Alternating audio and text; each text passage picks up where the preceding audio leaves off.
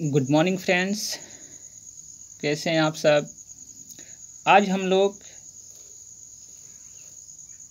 कुछ important science series की जो भौतिकी विज्ञान है, फिजिक्स की, उससे रिलेटेड कुछ टॉपिक्स को पढ़ेंगे जिससे आपके ऑब्जेक्टिव क्वेश्चन आसानी पूर्वक सॉल्व हो सके और यह एग्ज़ाम की दृष्टि से इम्पोर्टेंट होंगे, जो एक रनिंग क्वेश्चंस के थ्रू से जाने जाते हैं, जो हमेशा रिपीटेड एग्जामों में करते रहते हैं। तो इन सभी क्वेश्चंस के बारे में आज हम लोग चर्चा करेंगे, जो इम्पोर्टेंट क्वेश्चंस हैं। बस इनके साथ आप लोग जुड़े रहिए और देखिए, इसमें फिर हम लोग क्वेश्चंस को पढ़ने के बाद, जितने टॉपिक्स है उसके बाद हम लोग टोटल समझने के बाद फिर हम लोग टेस्ट पेपर भी लगाना शुरू करेंगे। टेस्ट पेपर की सीरीज ऑलरेडी आपके पास चल रही थी, प्रीवियस ईयर वीडियो में आप जाकर देख सकते हैं। हम लोग पहले थ्योरी पढ़ेंगे, कुछ टॉपिक्स को पढ़ लेंगे, उसके बाद फिर इन्हीं सभी क्वेश्चंस का हम लोग टेस्ट सीरीज लगाने का प्रयास करेंगे। तो चलिए आज की करते हैं साइंस सीरीज की सेशंस की स्टार्ट। पहली जो टॉपिक्स है हमारे पास, चाल किसे कहते हैं। तो इकाई समय में तय की गई दूरी को क्या बोलते हैं? चाल कहते हैं, चाल कहलाता है। तो इकाई समय में तय की गई दूरी क्या कहलाता है बाबू? तो चाल कहलाता है। और इकाई समय में निश्चित दिशा में तय की गई दूरी, जब किसी निश्चित दिशा अगर हो जाती है तो आपको वेग कहलाएगा। यानी कि वेग जो है वह निश्चित दिशा में तय की गई दूरी होती है, तो इसको वेग कहते हैं। और केवल इकाई समय में तय की गई दूरी को चाल कहते हैं।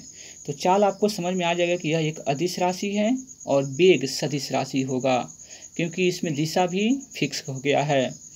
तो सदिश राशियों को परिमाण और दिशा दोनों होते हैं, यानी कि सदिश राशियों में परिमाण और दिशा दोनों होते हैं, जबकि अदिश राशियों में केवल परिमाण होता है। तो अदिश राशि में केवल परिमाण होता है और सदिश राशि में परिमाण और दिशा दोनों होते हैं, जिसको वेक्टर और स्केलर भी कहते हैं हम लोग। चाल एक देखिए एक अदिश राशि हो जाएगा, क्योंकि चाल में आपके पास दिशा नहीं था, लेकिन वेग में आपके पास दिशा है, तो इसलिए वेग क्या हो जाएगा? एक सदिश राशि होगा। विस्थापन किसे कहते हैं? तो किसी वस्तु द्वारा निश्चित दिशा में स्थान परिवर्तन को विस्थापन कहलाता है। यानी कि किसी वस्तु द्वारा किसी निश्चित दिशा में स्थान परिवर्तन, मतलब कि अगर यहाँ से फिर यहाँ तक जाता है, कोई दूरी पास करता है, तो स्थान जो परिवर्तन होते हैं उसको विस्थापन कहलाता है। विस्थापन शून्य हो सकता है, लेकिन तय की गई दूरी शून्य नहीं होता। विस्थापन कभी भी शून्य हो सकते हैं। जैसे किसी आपने वर्क किया, जैसे कोई वस्तु चला, फिर आपको यहीं पे आ गया, फिर आपको टर्न कर हम लोग गए, या फिर हम वापस वहीं पे आ गए, तो इसमें विस्थापन क्या हो जाएगा? 0। लेकिन डिस्टेंस जो है ना आपने कवर किया है, तो विस्थापन शून्य हो सकता है, लेकिन तय की गई दूरी शून्य नहीं होता। उसके बाद त्वरण किसे कहते हैं? तो वेग में प्रति इकाई समय में होने वाले परिवर्तन को उस पिंड का त्वरण कहते हैं। यानी कि वेग में प्रति इकाई समय में होने वाले परिवर्तन को उस पिंड का त्वरण कहते हैं। त्वरण और विस्थापन दोनों ही सदिश राशियां हैं। त्वरण और विस्थापन क्या है? तो दोनों सदिश राशियां हैं, यानी कि वेक्टर क्वांटिटी हैं। न्यूटन के प्रथम गति नियम के अनुसार कोई वस्तु गतिशील है तो वह गतिशील ही और स्थिर है तो वह स्थिर ही रहना चाहती है, जब तक कि कोई उस पर कोई बाहरी बल कार्य न करे। यानी कि न्यूटन का प्रथम गति यह कहलाता है कि कोई वस्तु यदि गतिशील है तो वह गतिशील अवस्था में ही रहना चाहती है, और कोई वस्तु विरामावस्था में है तो वह विरामावस्था में ही रहना चाहती है। यही है। और जब तक उसके गति में आपको, जब तक बाहरी कोई कार्य हम लोग नहीं करें, जब तक बाहरी कोई बल न करें, तब तक वो चेंज नहीं हो पाती। यही इस नियम का प्रथम गति के प्रथम नियम है, न्यूटन के प्रथम गति के नियम। विराम के जड़त्व के रूप में झुकी हुई गाड़ी को अकस्मात चलने पर यात्री पीछे की ओर झुक जाता है। तो क्वेश्चन एग्जाम में रहेगा कि गाड़ी कोई अकस्मात चलने पर यात्री पीछे की ओर झुक जाते हैं, किसके कारण? तो आपके पास विराम के जड़त्व के कारण। उसके बाद है गति के जड़त्व। गति के जड़त्व होने का अर्थ क्या हुआ कि गाड़ी को अचानक रुकने पर यात्री आगे की तरफ झुक जाते हैं। तो आगे की तरफ झुकने का अर्थ क्या हुआ कि जो इसके निचली परत का जो हमारे पास होते हैं वह गति में रहता है। तो इसको गति के जड़त्व के कारण ही आदमी अचानक रुकने पर यात्री आगे की ओर झुक जाता है। विराम के जड़त्व के कारण डंडे से प्रहार करने पर कोट की धूल झड़ जाती है। यानी कोट की धूल जब झड़ती है तो ऑलरेडी वो विरामावस्था में रहती है, उसको जब तक हम लोग पीटते हैं तो उसमें से धूल कण निकलने लगते हैं। तो वो किसके कारण होते हैं? तो विराम के जड़त्व के कारण। न्यूटन के प्रथम गति नियम से बल की परिभाषा प्राप्त होती है। यानी कि न्यूटन के जो प्रथम गति से ही हैं तो उसी से बल की परिभाषा प्राप्त होती है। तो इस प्रकार क्वेश्चन रहेगा कि बल की परिभाषा न्यूटन के किस गति के से परिभाषित होता है? तो न्यूटन के प्रथम गति जो नियम है उससे बल की परिभाषा परिभाषित होती है। बल किसे कहते हैं? तो बल वह भौतिक कारण है जो किसी वस्तु पर लगाकर उसकी अवस्था में परिवर्तन लाता है या लाने की चेष्टा करता है, तो बल कहलाता है। बल एक ऐसा भौतिक कारण है जो किसी वस्तु पर लगाकर उसकी अवस्था में परिवर्तन लाते हैं। जन की बल हम लोग लगाते हैं तो उसका गतिशील रहता है तो वह रुक जाता है, यदि रुका हुआ है तो उसको गतिशील हो जाता है। तो वहीं एक बल के कारण ही वो वस्तु अपनी अवस्था में क्या करता है? परिवर्तन लाता है या लाने की चेष्टा करता है। उसके बाद है किसी पिंड द्वारा इकाई समय में ध्रुवांतर पर बनाया गया कोण कोणीय वेग कहलाता है। यानी किसी पिंड द्वारा इकाई समय में ध्रुवांतर पर बनाया गया कोण कोणीय वेग कहलाता है। कोणीय वेग का मात्रा क्या होता है? तो रेडियन प्रति सेकंड होती है। इसको याद रखना है कि कोणीय वेग का मात्रा क्या होता है? तो रेडियन प्रति सेकंड। न्यूटन के प्रथम गति नियम को जड़त्व का नियम या गैलीलियो का नियम भी कहते हैं। तो इस प्रकार क्वेश्चन एग्जाम में रहते हैं कि न्यूटन के प्रथम गति के नियम को क्या कहते हैं? तो न्यूटन के प्रथम गति के नियम को जड़त्व का नियम या गैलीलियो का नियम कहते हैं। किसी वस्तु की मात्रा और वेग के गुणनफल को समवेग कहते हैं।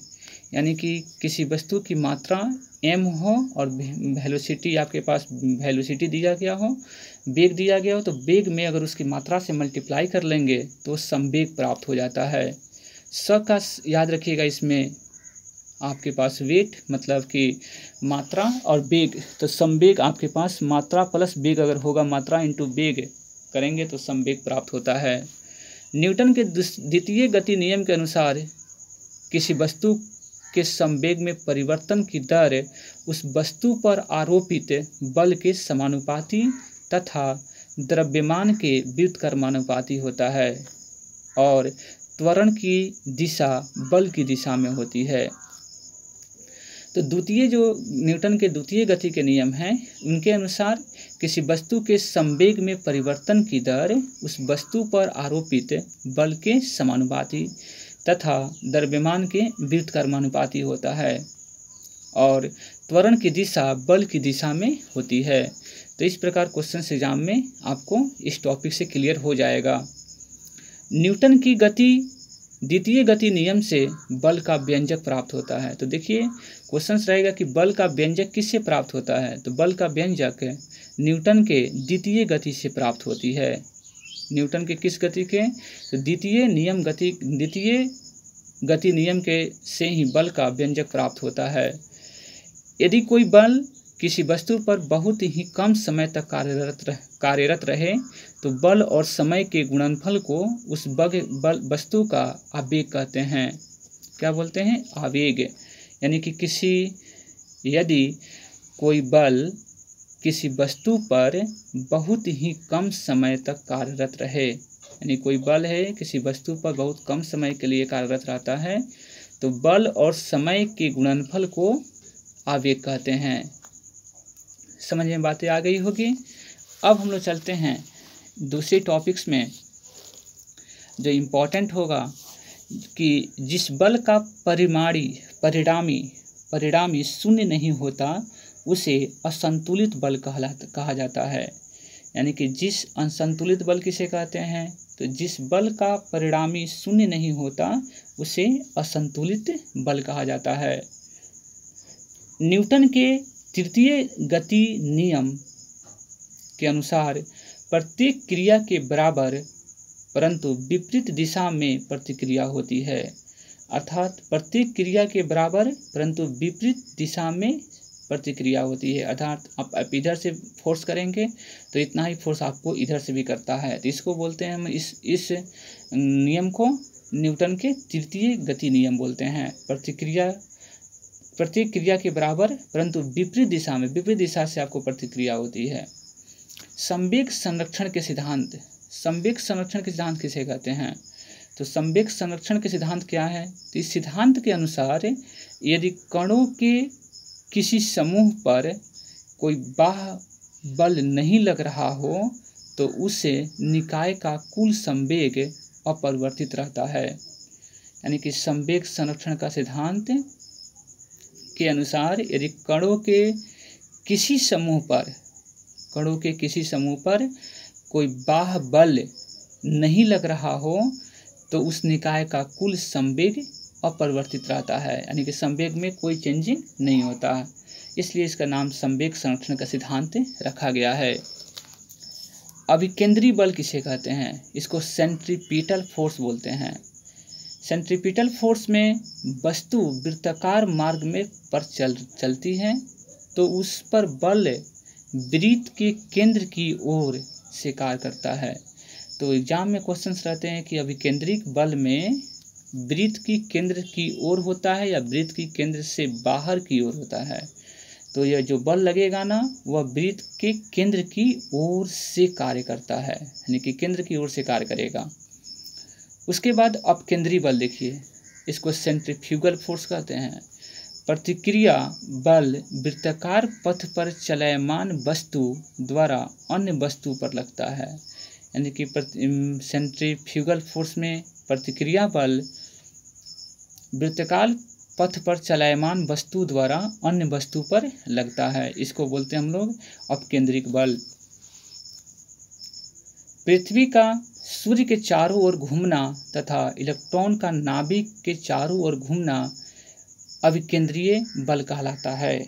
अभिकेंद्रीय बल, इसको ध्यान रखना है। अभिकेंद्रीय बल यानी कि आपको बताया गया था ना, अभिकेंद्रीय बल किसे कहते हैं, तो केंद्र की तरफ लगता है बल।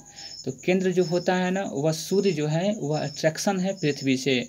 अर्थात देखिए सन है यहाँ पे और आपके पास सन है, अर्थ है, तो जो सन और अर्थ के बीच में आपके पास है फोर्स लगता है। जो सन इसको अपनी तरफ ऑलरेडी केंद्र की तरफ एक बल लगता है, इसी कारण ही पृथ्वी सूर्य के चारों ओर घूमती है या इलेक्ट्रॉन नाभिक के चारों ओर घूमता है। तो इसको कौन सा बल बोलेंगे हम लोग, तो अभिकेंद्रीय बल का उदाहरण है। कपड़ा सुखाने की मशीन तथा दूध से मक्खन निकालने वाली मशीन अपकेंद्रीय बल के सिद्धांत पर कार्य करता है। तो देखिए अपकेंद्रीय बल होने का अर्थ क्या हुआ कि मशीन, कपड़ा जो सुखाने वाली मशीन है वो पानी को बाहर की तरफ खींचता है। यानी कि दूध जो से मक्खन जो निकालते हैं तो मक्खन बाहर की तरफ, यानी कि बाहर की तरफ दूसरे पे बल लगेगा। तो आपको अभिकेंद्रीय बल में केंद्र की तरफ और अपकेंद्रीय बल में केंद्र से बाहर की तरफ बल लगता है। तो इसलिए जब बाहर की तरफ कुछ आपको इसमें से, जैसे दूध से मक्खन निकालते हैं तो आप उसको मथते हैं तो उसमें से जो मक्खन है ऑलरेडी बाहर की तरफ निकलना स्टार्टिंग होता है। तो इस तरह आपको इसको याद करने में बहुत सहूलियत होगी, जिसको हम लोग या दूध से मक्खन निकालना या कपड़ा सूखने की मशीन अपकेंद्रीय बल का उदाहरण हो जाएगा।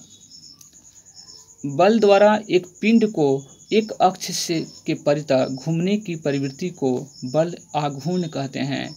यानी कि बल द्वारा एक पिंड को एक अक्ष के परितः घूमने की प्रवृत्ति बल आघूर्ण कहलाती है। यानी कि एक ही अक्ष पे ऑलरेडी क्या हो रहा, घूम रहा हो, उसको बोलेंगे क्या, बल आघूर्ण कहते हैं। बल आघूर्ण एक सदिश राशि है और इसका मात्रक न्यूटन मीटर होता है। बल आघूर्ण कैसा राशि है, तो सदिश राशि है और इसका मात्रक क्या होता है, न्यूटन मीटर होता है। किसी पिंड का भार वह बल है जिससे पृथ्वी उसे अपनी केंद्र की तरफ खींचती है। यानी किसी भार क्या कहलाता है, तो किसी पिंड का भार वह बल है जिससे पृथ्वी उसे अपने केंद्र की तरफ खींचती है। जब बल द्वारा किसी वस्तु में विस्थापन उत्पन्न किया जाता है तो उसे कार्य होना समझा जाता है। देखिए, जब तक विस्थापन नहीं होगा तब तक कार्य नहीं होता, यानी कि जब बल द्वारा किसी वस्तु के विस्थापन यदि उत्पन्न होता है तो कार्य होना समझा जाएगा। अगर विस्थापन नहीं हुआ तो कार्य भी शून्य हो जाएगा।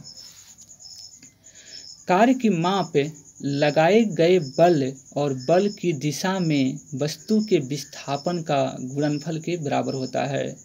अर्थात जो बल होगा और जिस बल की दिशा में वस्तु द्वारा विस्थापन के जितना विस्थापन, यानी कि कार्य की जो माप लगाए गए बल, यानी कि बल और विस्थापन, यानी W बराबर इसको लिख सकते हैं Fs, इसी फॉर्मूला है कार्य की।